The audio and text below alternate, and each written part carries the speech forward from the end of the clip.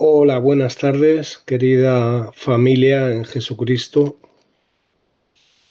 En esta tarde yo quería compartiros una reflexión, ¿no? Y el punto de partida lo vamos a encontrar en el Evangelio de Mateo, capítulo 7, versículos del 21 al 23, que dice así: no todo el que me dice Señor, Señor, entrará en el reino de los cielos, sino el que hace la voluntad de mi Padre que está en los cielos.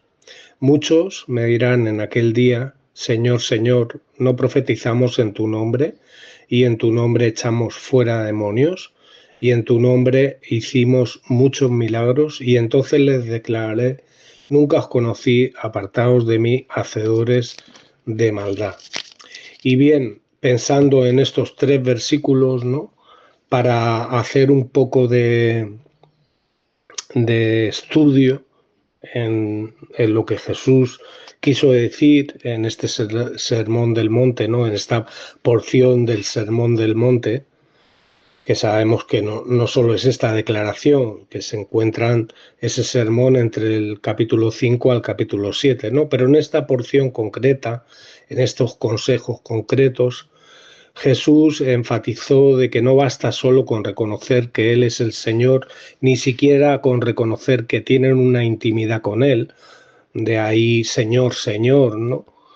O sea, no solo eres el Señor o eres el Mesías, sino que encima tenemos intimidad contigo, por eso esa repetición de Señor, ¿no?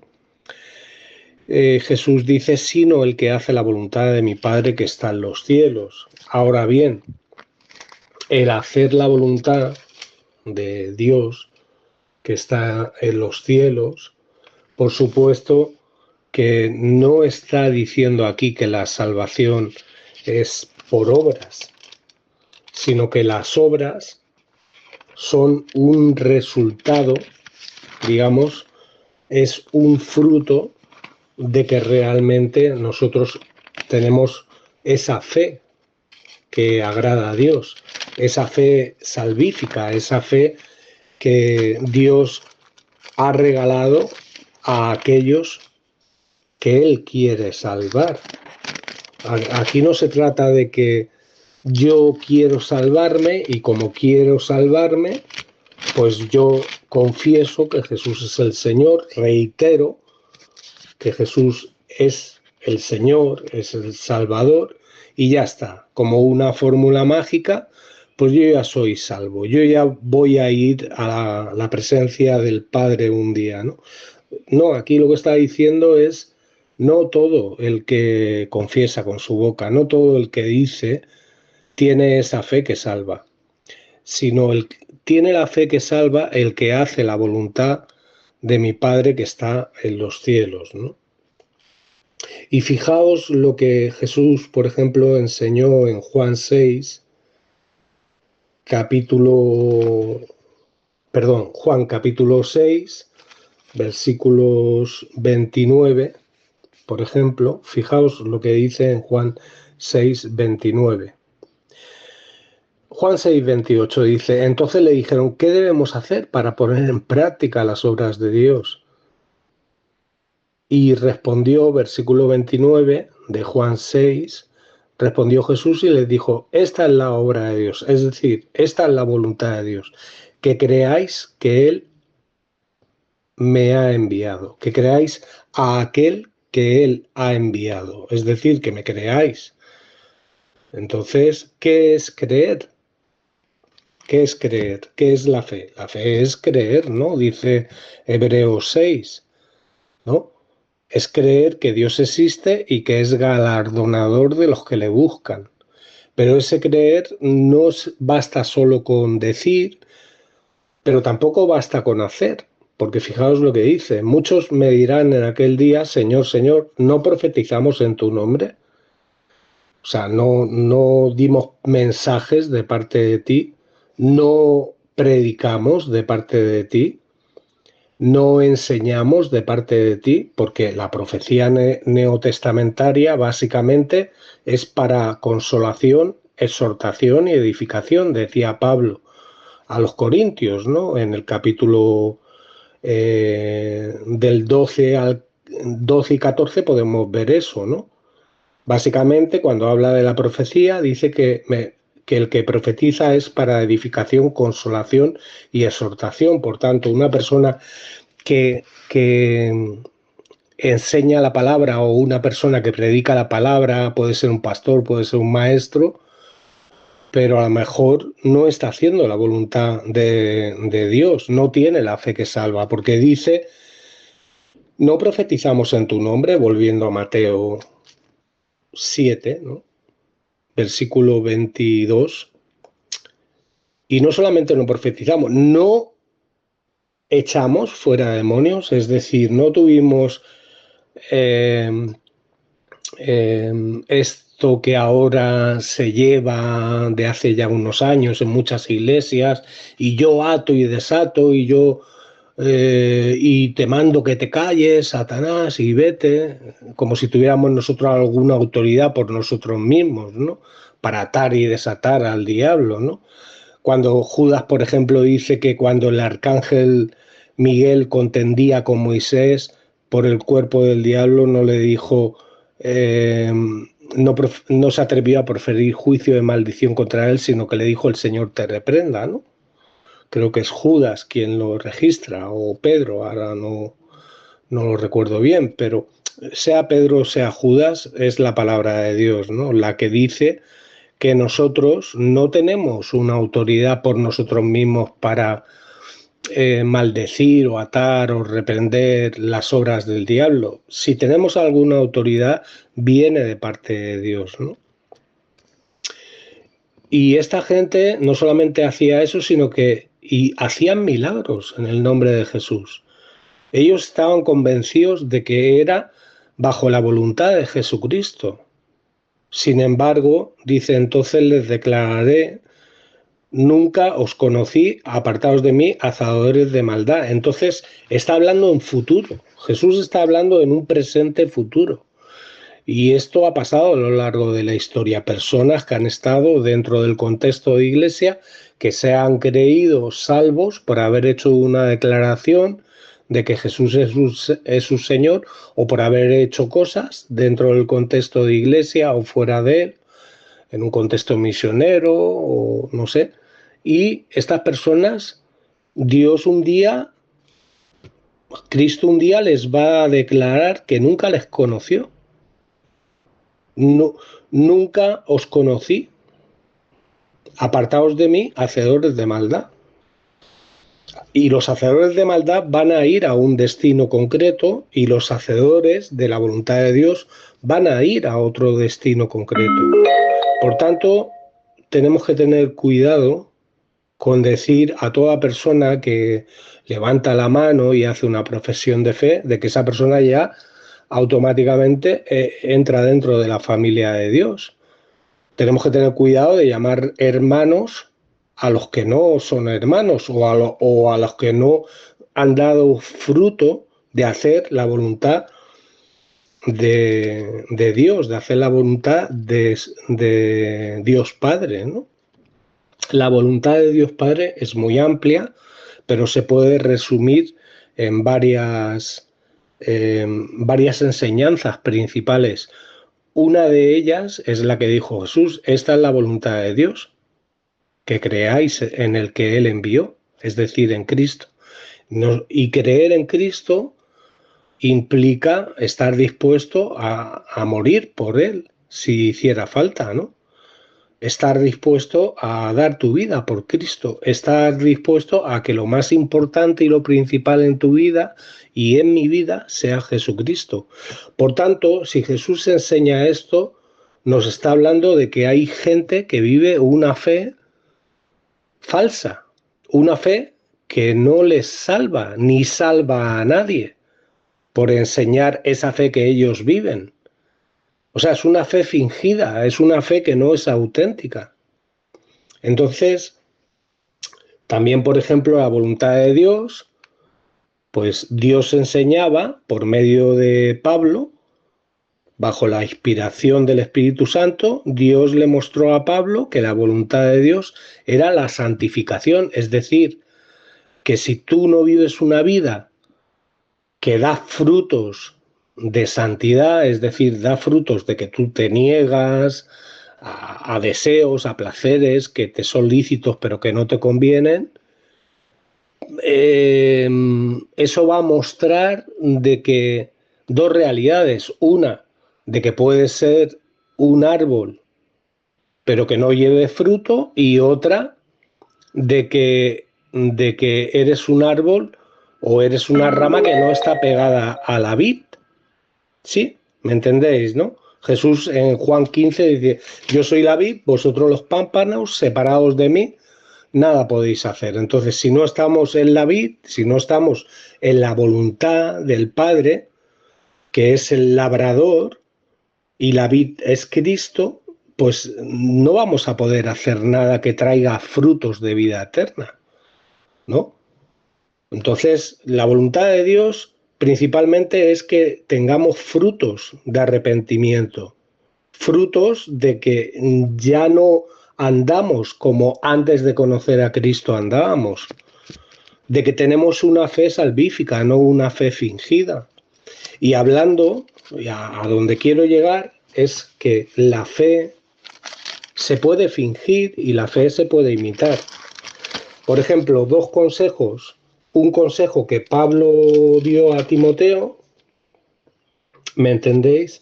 Es, por ejemplo, cuando Pablo le dice a Timoteo que daba gracias cuando se acordaba de lo de la fe no fingida que habitaba en Pablo, ¿no? Dice, deseando verte, segunda de Timoteo, capítulo 1, versículo 5, versículo 4, dice, deseando verte al acordarme.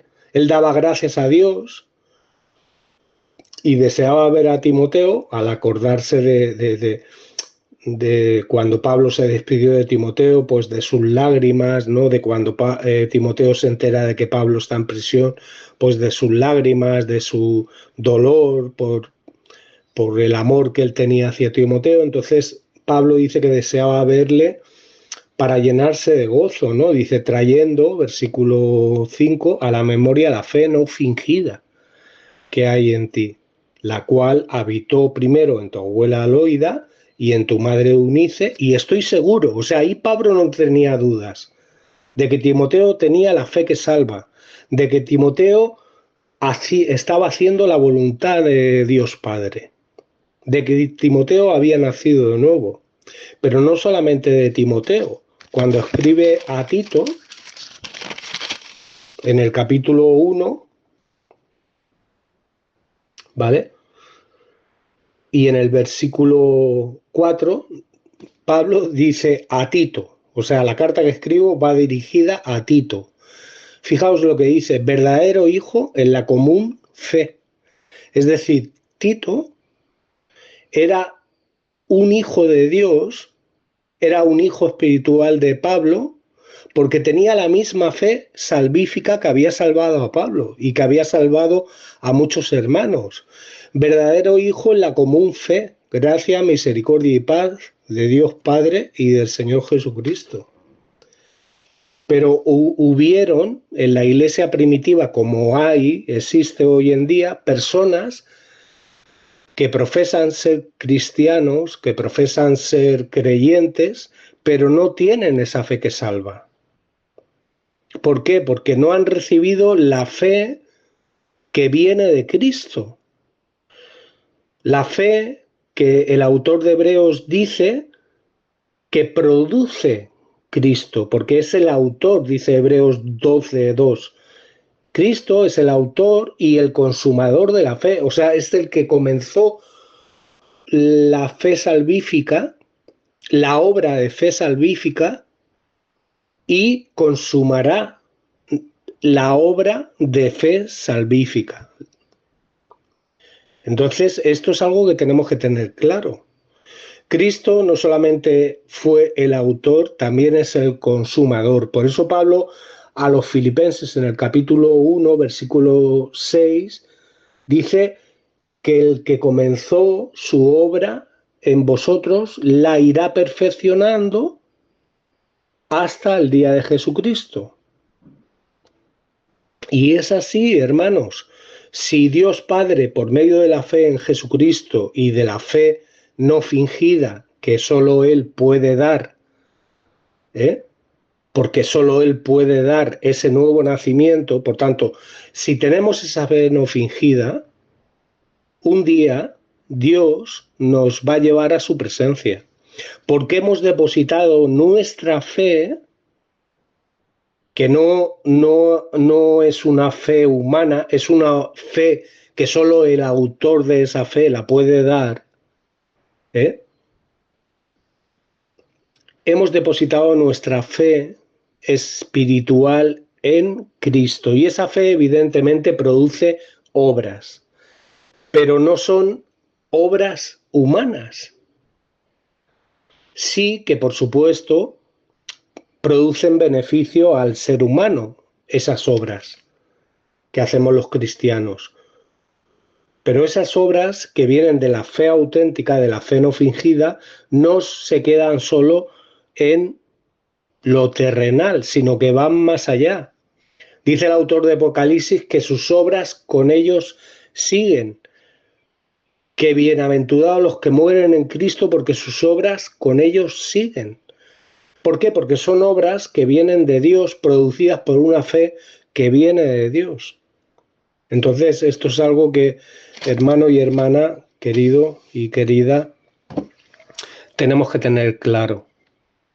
Tenemos que tener claro. No podemos, si tenemos esa fe, lo que dice también el autor de Hebreos 12, pero no en el versículo 2, porque en el versículo 2, 12:2 nos habla de Cristo como autor y consumador de la fe, pero en el versículo 1 dice que puesto que tenemos tantos ejemplos de gente que vivieron esa fe auténtica, gente que por fe experimentaron milagros, que hicieron y resucitaron incluso muertos, que hicieron muchas cosas, porque lo que hacían venía de Dios, pero que también hubieron hermanos y hermanas que tenían la fe de Dios y por esa fe fueron torturados, fueron perseguidos, fueron aserrados, fueron atravesados con una espada, fueron quemados, pero tenían la misma fe que salva, por tanto ellos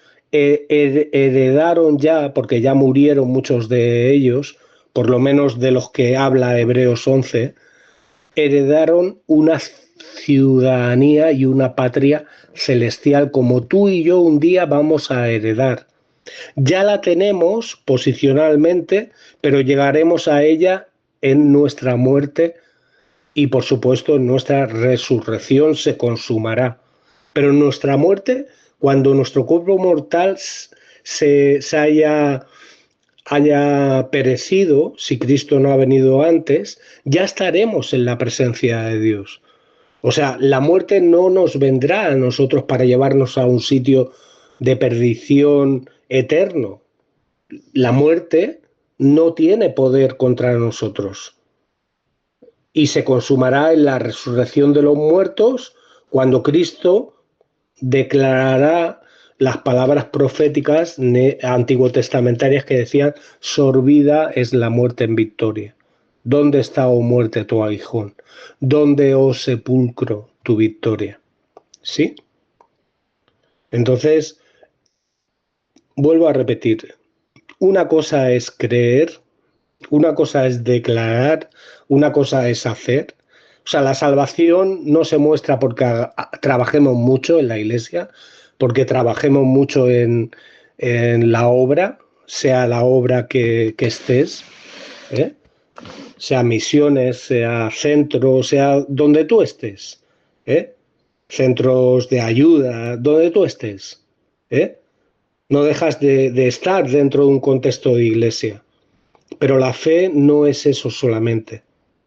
La fe no solamente es declarar, la fe no solamente es hacer, sino la fe es hacer la voluntad de Dios.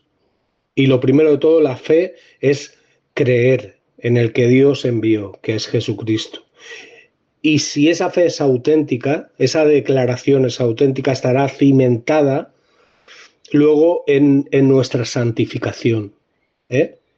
Cuando tenemos esa fe, produce santificación en nuestras vidas. Y el final de la santificación es vida eterna. No somos salvos por hacer, no somos salvos por confesar, no somos salvos por creer de cualquier manera.